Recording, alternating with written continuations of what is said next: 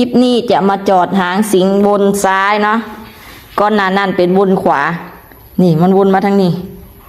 วนมาทางซ้ายก็เฮ็ดคือเก่านี่เห็นบ่เราก็สังเกตตรงนี้นี่ให้มันมาจอดกันทั้งตัวเริ่มและตัวแรกและตัวสุดท้ายมันสิอยู่ในซองเดียวกันนี่เห็นบ่อันนี้เขาก็สอดสอง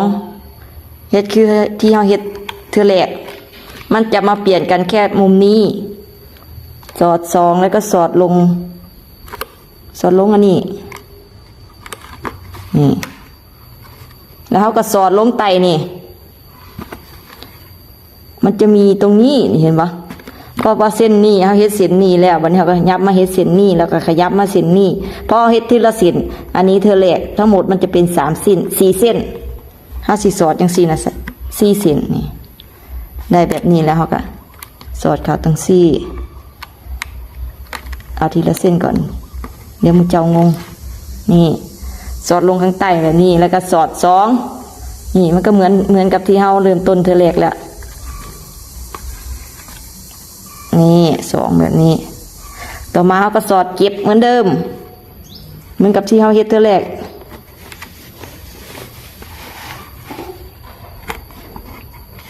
ใส่ละ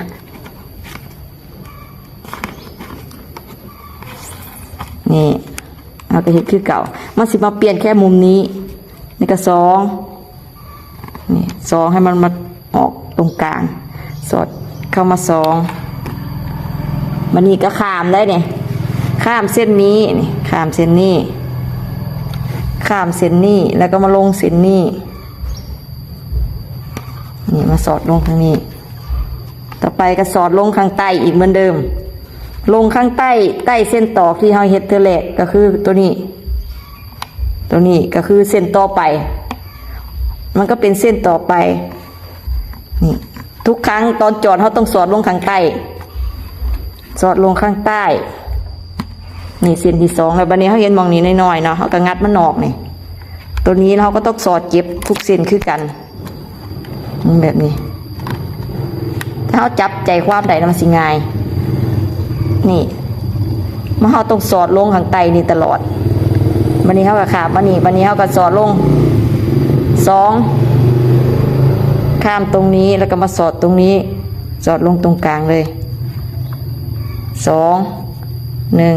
2แล้วเขาก็ดึงวันนี้เขาก็เฮ็ดคือเก่าที่เขาเริ่มต้นเธอแรกก็คือสอดลงไปเก็บเหมือนเดิมคือเก่านะ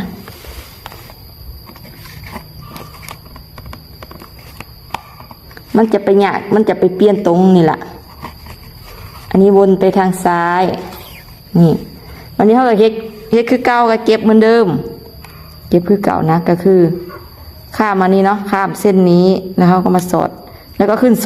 2นี่2แล้วก็ดึงวันนี้เขาก็ข้ามมานี่เลย1 2ข้าม2เส้นนี่1 2ก็แม่สิแล้วหรอบ่นี่สิแล้วแล้วตรงนี้ข้าม1 2แล้วเขามาลงตรงนี้ตรงตัวเลขที่เราเริ่มต้นนี่ก็เลี้ยวเลยได้นี่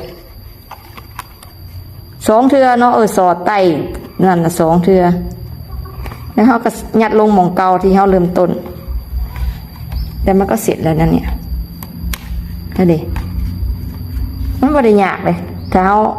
เฮ็ดไปเรื่อยๆเดี๋ยวมันก็เป็นเองทีแรกข่อยก็ยากอยู่นั่นล่ะทีแรกก็จอดบ่เป็นนี่มันสิเป็นคือกันเลยแต่เขาอย่าถึกมันสิเป็นแนวเดียวกันบัดนี่อันนี้จอดทางสิงบนซ้ายไปลองเฮ็ดกันเบิ่งเด้อ